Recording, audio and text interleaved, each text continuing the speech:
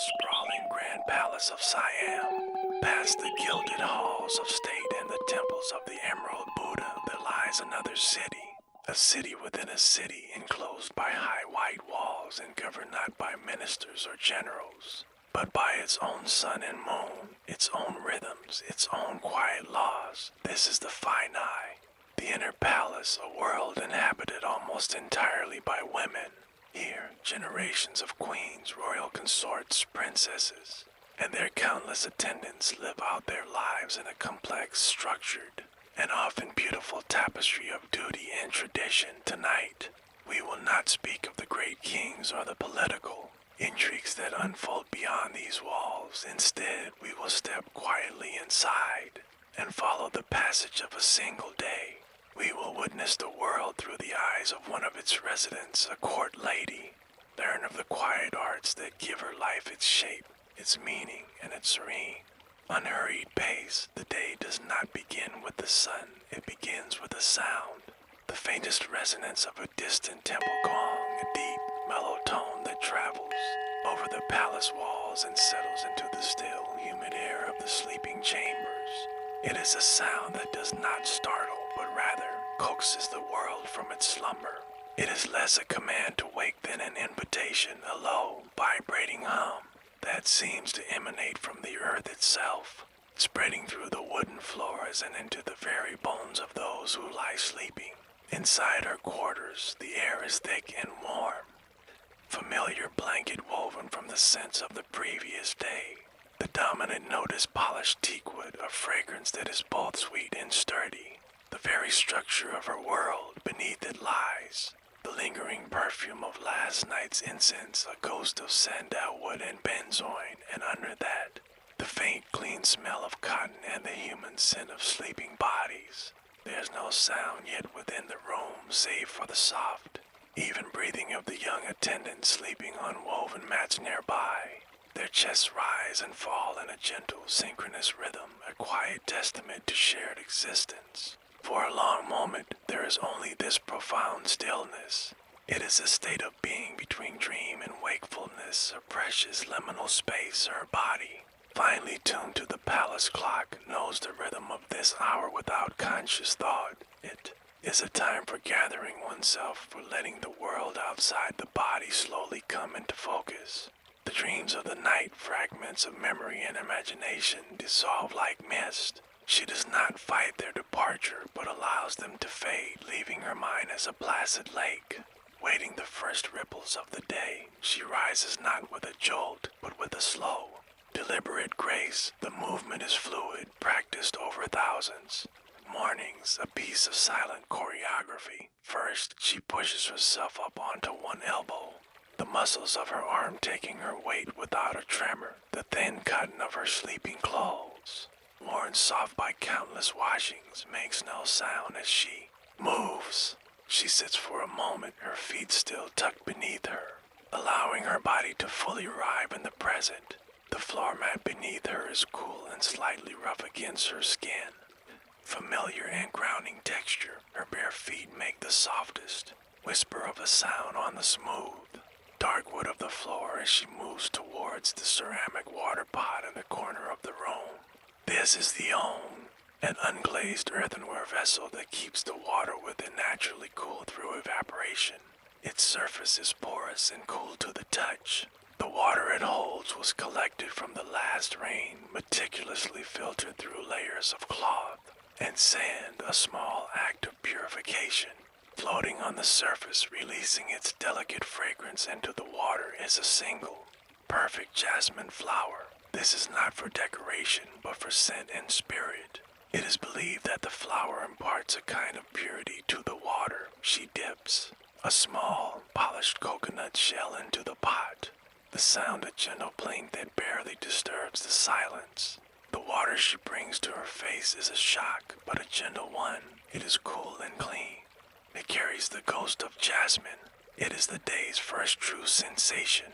A ritual cleansing that washes away not just the residue of sleep, but the lingering veil of the dream world. She pats her face dry with a small square of soft cotton. The ritual is complete. She is awake, The day has begun not with a rush, but with a quiet and mindful series of small, perfect actions. Preparations for the day are a ritual in themselves, an art form as subtle and demanding as any other she will practice. On a low wooden table, polished to a deep luster by years of care, sits an array of small earthen pots and polished shells. This is her toilet. There is no glass mirror as we would know it. Her reflection is a soft, indistinct shape in a highly polished brass dish. A gentle impression rather than a stark reality, it encourages a focus on feeling and process, rather than on perfect appearance. The first scent of the day is camine or turmeric. She takes a small piece of the dried, gnarled root and grinds it against a rough stone surface with a few drops of water. The friction releases its vibrant, earthy fragrance and creates a thick, golden yellow paste. The color is that of a marigold. The robes of a forest monk, a color of sanctity and earth. She applies this paste to her face and body, not as a cosmetic for color, but for its celebrated properties. It is believed to soften the skin, to act as a mild antiseptic, and to give the complexion a healthy, subtle glow over time. The feeling is cool and slightly tightening as it dries. The scent is grounding, a reminder of the soil and the roots of plants. While the camine works its quiet magic, she prepares the next layer of fragrance. This is the bangrum, a fine, loose rice powder that has been painstakingly scented over many weeks, even months. This is not a product one can simply buy. It is created, a testament to time and patience. The process begins with the finest rice, ground and sifted again and again until it is a powder as fine and light as air. This powder is then layered in a sealed earthenware jar with fresh, fragrant flower petals. Perhaps it is jasmine picked night when its scent is most potent, or the heady, sweet perfume of ylang ylang, or the creamy fragrance of champaca. The jar is sealed and left for a day, allowing the powder to absorb the essential oils of the wilting flowers. The next day, the old petals are removed and a fresh layer is added. This process is repeated daily for weeks, a slow alchemy that infuses the plain rice powder with a complex, deep, and lasting perfume. After washing the turmeric paste away, she takes a large, soft puff made from downy kapak fibers and dusts her skin with the finished bangrum. It does not color the skin, but mattifies it slightly and leaves behind a subtle, personal fragrance that will last the entire day. It is a scent of pure patience, a perfume that cannot be hurried. Now she dresses. This, too, is an art of folding and tucking. The primary garment is the fanung, a single, long piece of patterned cotton or, for a more formal day, heavy lustrous silk. Today, it is a deep indigo cotton patterned with a delicate geometric design in white. Holding one end at her waist, she wraps the long rectangle of fabric around her lower body. The process is precise. She creates pleats at the front, adjusting the tension until it feels secure but not binding. Then, she gathers the remaining length of fabric, twists it into a tight rope-like roll, and pulls this roll between her legs, tucking it securely into the waistband at the small of her back. The result is a garment that resembles loose trousers, elegant and yet allowing for graceful movement. There are no buttons, no hooks, no closures. The security of the garment relies entirely on the precision of the wrapping. Over this, she dons a sheer, long-sleeved blouse, the suede pad. It is made of fine, white muslin, starched to a pleasing crispness. The rustle of the starched fabric is one of the defining sounds of the palace. A whisper of discipline and decorum. The final touch is for her hair, which her young attendant has helped her coil into a neat, dark chignon at the nape of her neck. From a small bowl of water, she selects a single, perfect gardenia. Its petals are thick and waxy, and they still hold a few microscopic beads of morning dew. She secures it carefully with a single pin. Her adornment is complete. It is not designed to be loud or ostentatious, but to be a quiet statement of her place, her discipline, and her refinement. She is ready.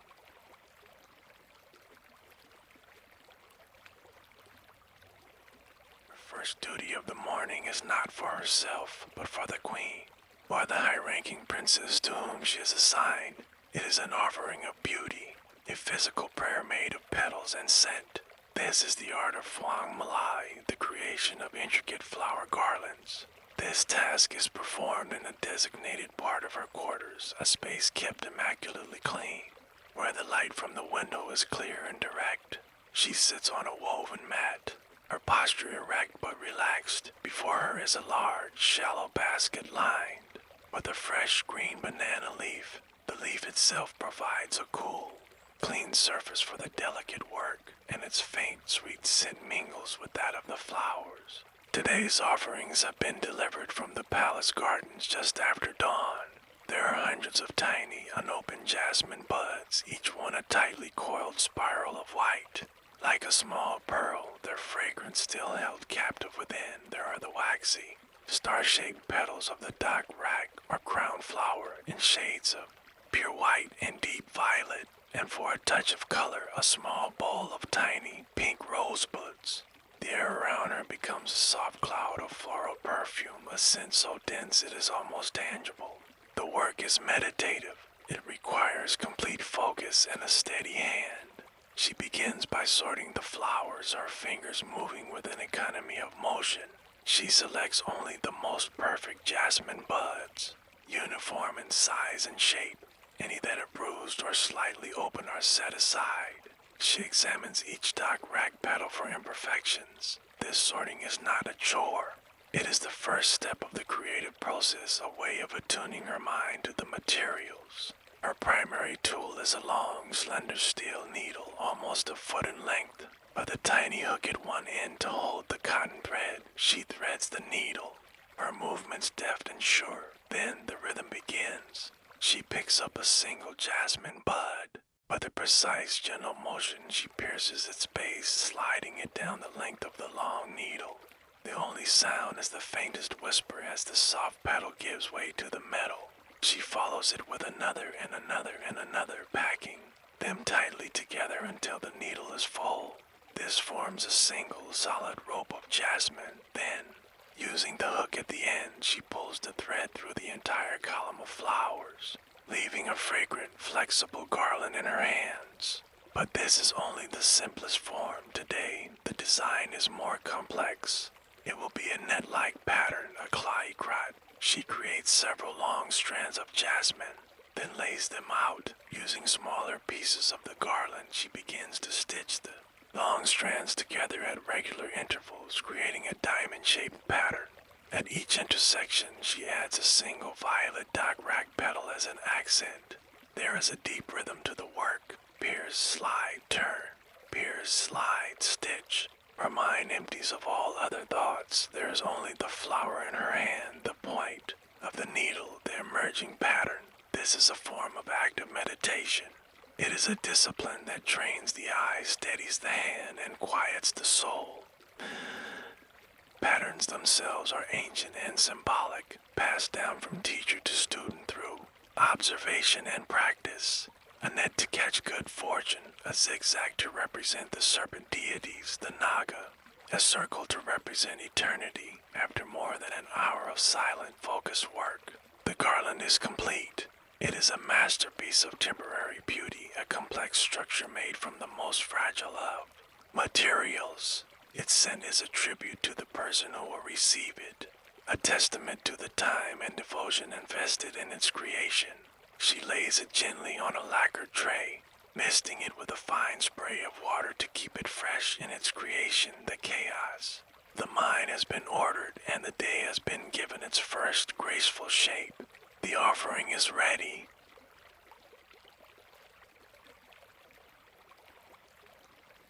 Later in the morning, the flowers have been presented and her immediate duties to the senior royals are fulfilled.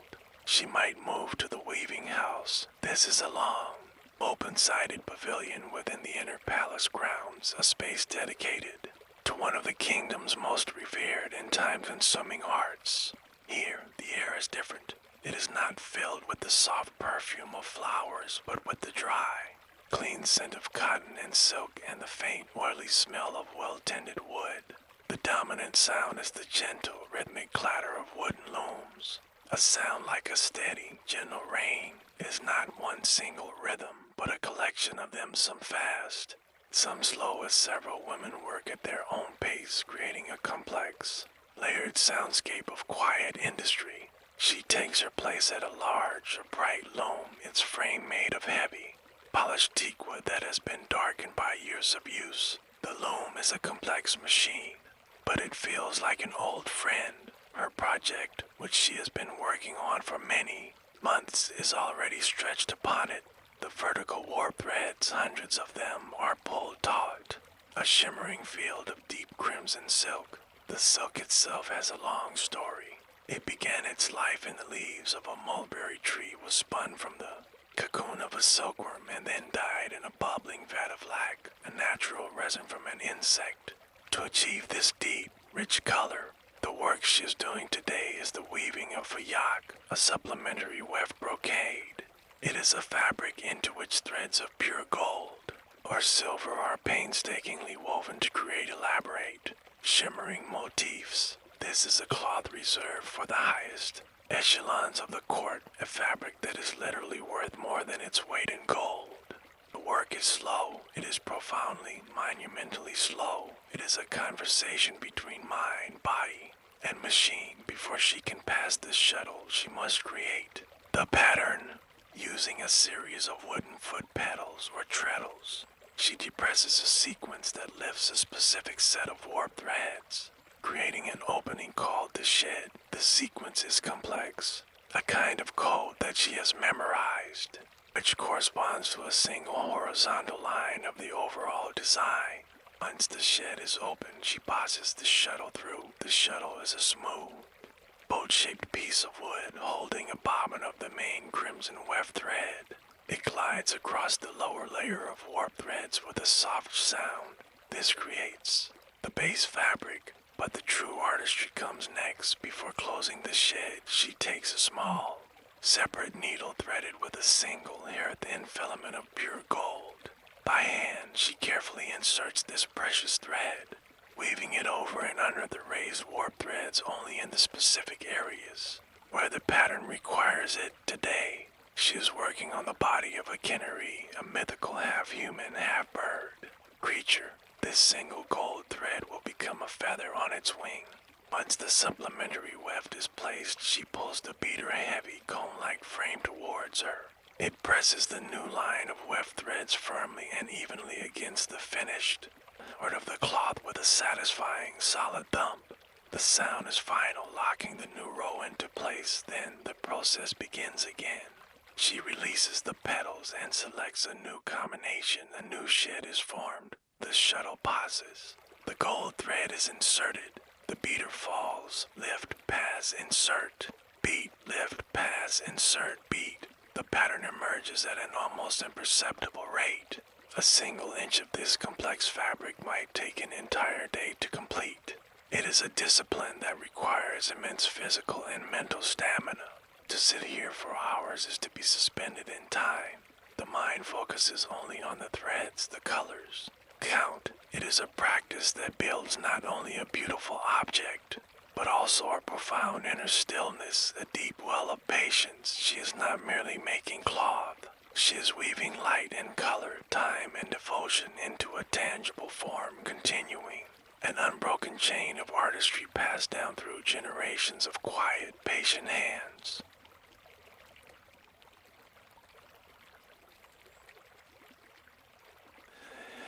The path to the royal kitchens leads through a series of open-air corridors, where the scent of the air begins to change. The floral perfumes of the residential quarters give way to something more earthy and savory. Here, the air is laced with the fragrance of lemongrass being bruised, the sharp aroma of galangal, and the deep, rich scent of coconut milk simmering gently over a charcoal fire. The palace kitchens, or hongruya, are not one single room, but a complex of specialized areas. There is the hot kitchen, a larger, bustling pavilion where rice is steamed in great earthenware pots, curries are stewed, and meats are grilled. The air here is thick with fragrant steam and the rhythmic percussion percussive sounds of pestles grinding spices in heavy stone mortars. But our court lady's destination is not here. Her skills are required in a different space, the cold kitchen. This is a smaller, quieter room set apart from the heat and steam. It is a space dedicated to salads, desserts, and the most refined of all Siamese culinary arts, fruit and vegetable carving, known as Kaisal Lak. The room is bright, with large open windows that allow for clear, natural light and a gentle breeze. The atmosphere is not of cooking, but of artistry. It feels more like a sculptor's studio than a kitchen. On long wooden tables, the raw materials are laid out not in piles, but in careful arrangements. Like a painter's palette, there are firm green papayas, deep orange carrots, waxy, dark green cucumbers, and the star of today's work, a large, perfectly spherical watermelon, its skin a beautiful marbled pattern of light and dark green. Her first task is to select her canvas. She examines the watermelons, turning them over in her hands, feeling their weight and the smoothness of their rind. She is looking for one with a uniform shape and unblemished skin. She finds it, a fine specimen, heavy with water and promise. She places it on a clean cloth on the table. Her tools are simple but exquisitely sharp. A collection of small knives, each with a blade of a different shape, some pointed, some curved, some with a bird's beak tip. These are not butchers' knives, they are extensions of her fingers. She takes the smallest, sharpest knife, its blade no longer than her thumb. The work begins not with a bold cut, but with a shallow, almost invisible etching on the surface of the green rind. She is not drawing, but visualizing, tracing the outline of the grand flower that currently exists only in her mind. This is the foundation, the ghost of the final form. Then, with a focus as intense as that which she applied to her weaving, she makes the first true cut. The knife enters the rind with a faint, crisp sound. She is not cutting deep, only through the dark, green outer layer to reveal the stark white pith beneath. She carves the outermost layer of petals first, her blade moving in long, graceful curves. With each cut, a sliver of green rind peels away, revealing the white below. Contrast creates the outline. The process is slow, deliberate, and deeply repetitive. She turns the watermelon, carving another petal, then another, ensuring each one is a perfect mirror of the last, creating a symmetrical starburst on the fruit surface. This requires immense control. A slip of the knife, a moment of lapsed concentration, and the entire piece could be ruined. There's no way to erase a mistake. Once the first layer of petals is complete, she begins the next. This time, she cuts deeper, through the white pith to the pale pink flesh just beneath the surface. Now, she uses a different knife, one with a curved blade, to carefully scoop out the material between the petals, giving the design depth and shadow. The flower begins to emerge from the flat surface, taking on a three-dimensional form. The air fills with the fresh, sweet, watery scent of the melon.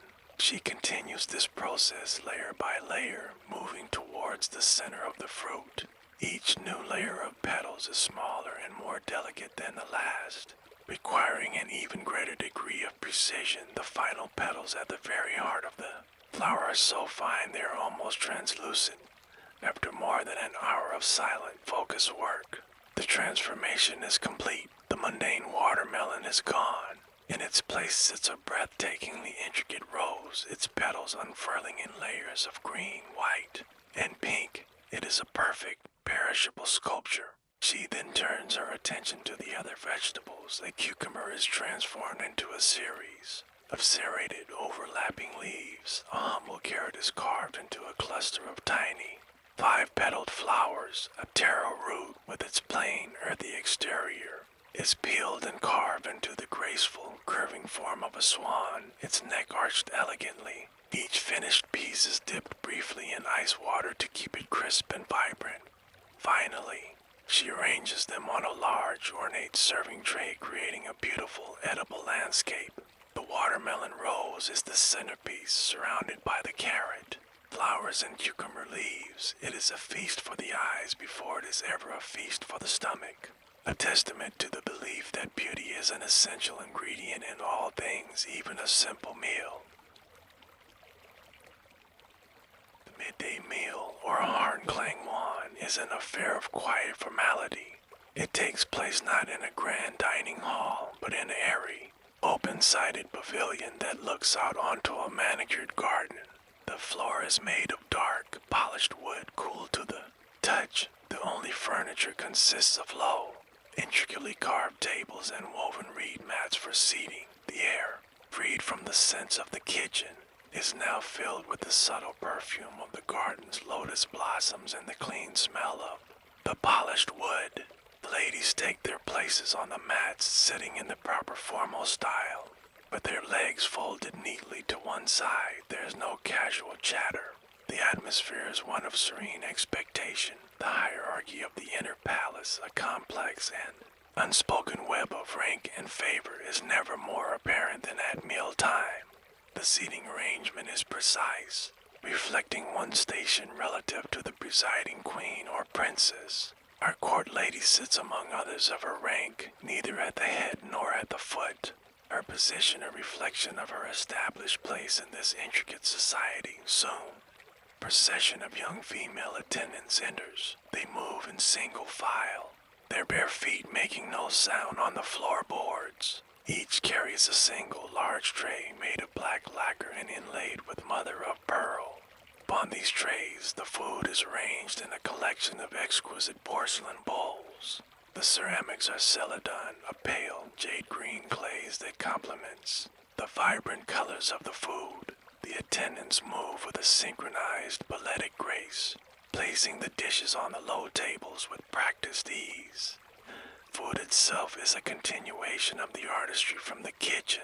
The rice, steamed to perfection, is mounted in a perfect cone in its bowl, a gentle yellow curry. Its surface gleaming with fragrant coconut oil is adorned with a scattering of fresh, bright red chilies and deep green kaffir lime leaves. There is a plate of fresh vegetables served with a savory dipping sauce, and of course, carved fruits from the morning's work are presented on a central platter, an edible centerpiece that draws quiet murmurs of admiration. The sight is as important as the taste. It is understood that one feasts with the eyes first.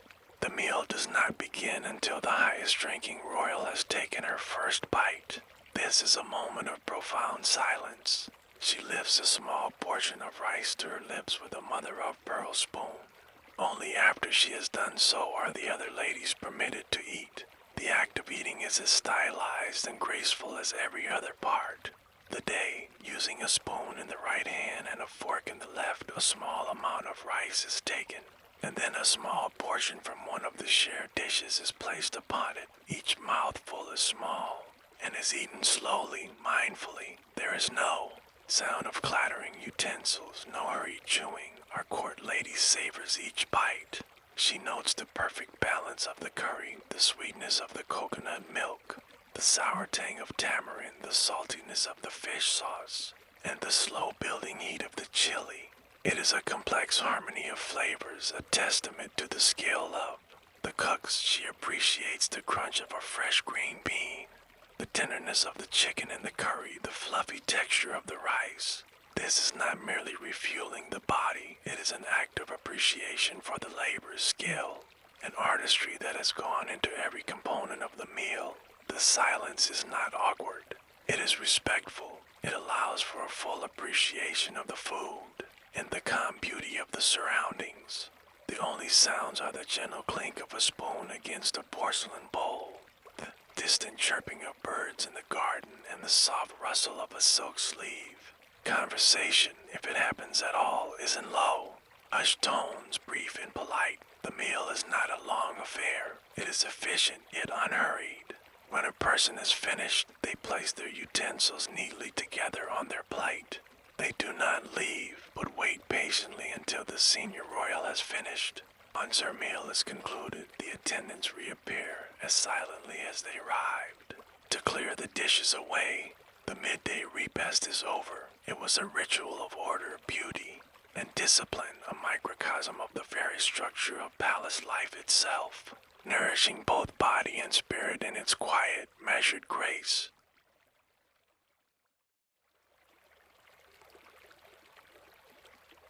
The afternoon sun is at its hottest, and a deep quiet settles over the palace grounds. The heat encourages stillness, a turning inward. While some ladies might retire to their chambers for a brief rest, others, like our court lady, use this time for quieter, more intellectual pursuits. This is the time for letters and for verse. She makes her way to a small, secluded pavilion that serves as a library, a repository of knowledge and poetry. The air inside is cooler, shaded by the wide, overhanging roof and the slatted blinds that hang in the windows, which chop the bright sunlight into soft, hazy stripes on the floor. The room smells of old paper, dry ink, and the camphor used to protect the precious manuscripts stored in ornate lacquered cabinets along the walls. This afternoon she will not be reading, she will be writing. It is an art form as disciplined and revered as any other she practices. She retrieves her personal writing box, beautiful case made of polished rosewood. Inside, nestled in silk lining, are her tools. There is a set of brushes with bamboo handles and tips made from fine animal hair. There is a heavy, dark stone slab or inkstone. There is a solid, rectangular stick of dried ink made from soot and binder, with a dragon delicately carved into its surface, and there is a small porcelain water dropper shaped like a lotus pod. She sets her materials out on a low table. First step is the preparation of the ink, a ritual that helps to focus the mind. She uses the water dropper to place a few drops of clean water into the shallow well of the inkstone. Then, taking the ink stick, she begins to grind it against the stone in a slow, circular motion. The friction releases the fine black particles into the water. The sound is a soft, rhythmic shh, a gritty, soothing whisper. The smell of the ink, a sharp, earthy, almost sweet fragrance, begins to rise. She continues to grind, her movements unhurried, until the ink reaches the desired consistency, a rich, velvety, liquid darkness, as black as a moonless night. The paper she will use is called koi paper, a traditional handmade paper with a creamy color and a rough, tactile texture that catches the ink beautifully. She lays a single sheet before her. For a moment, she simply sits, her hands resting in her lap, her eyes closed. She is not thinking of what to write, but rather allowing a thought or a feeling to surface. Poetry in the court or clan is not about grand, dramatic statements, but about capturing a fleeting moment, a subtle emotion, a precise observation. Today, her mind settles on the memory of the gardenia she pinned in her hair this morning. The thought of its cool, waxy petals and its brief, perfect life inspires a short verse. She takes up her brush, holding it not like a pen, but vertically, her fingers gripping the bamboo handle in a specific, practiced way that allows for maximum control and fluidity. She dips the tip into the freshly made ink, drawing up just the right amount. She holds the brush poised above the paper, a moment of suspended action. Then she begins. The Thai script is not written, but painted. Each character is a collection of graceful curves, loops, and lines, each with a proper starting and ending point. Her arm moves from the shoulder, not the wrist, allowing for smooth, unbroken strokes. The brush touches the paper with the lightest of pressures. A curve flows into a straight line. A loop is formed. A final flourish completes the character. The only sound is the faintest whisper of the bristles moving across the textured surface of the paper. She does not rush. There is a space of breath between each character, and a space of thought between each word. She is giving physical form to an intangible idea. The dark, wet ink soaks slightly into the fibers of the paper, a permanent mark. In a few minutes, the short poem is complete. It speaks of the brief beauty of a flower, its white purity against the darkness of her hair. The scent that perfumes the air for a single day before fading. It is a simple, melancholic observation, a reflection on beauty and impermanence. A common theme in the art of the palace palace, she reads it over not for errors, but to feel the rhythm and flow of the words she has just captured. The work is done. The act of creation has brought a sense of quiet satisfaction of having given order and form to the fleeting contents of her mind, leaving a beautiful mark on the silent, hot afternoon.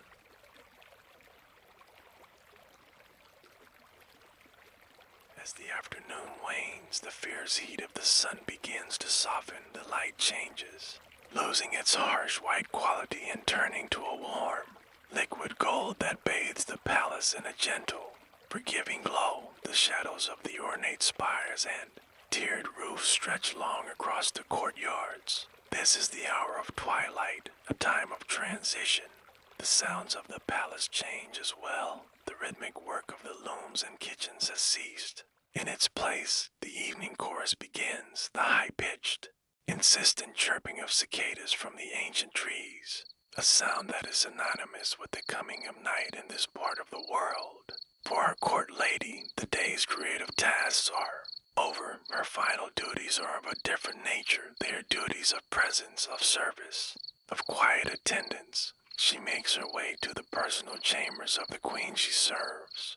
Rooms are already being prepared for the night. Attendants move silently, lighting ornate oil lamps that cast a warm, flickering light, making the polished wood floors and silk wall hangings gleam.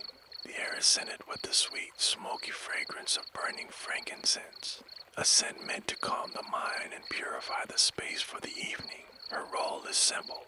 She takes her place on a mat near the couch where the queen is reclining, reading a manuscript. In her hand, she holds a large, beautiful fan.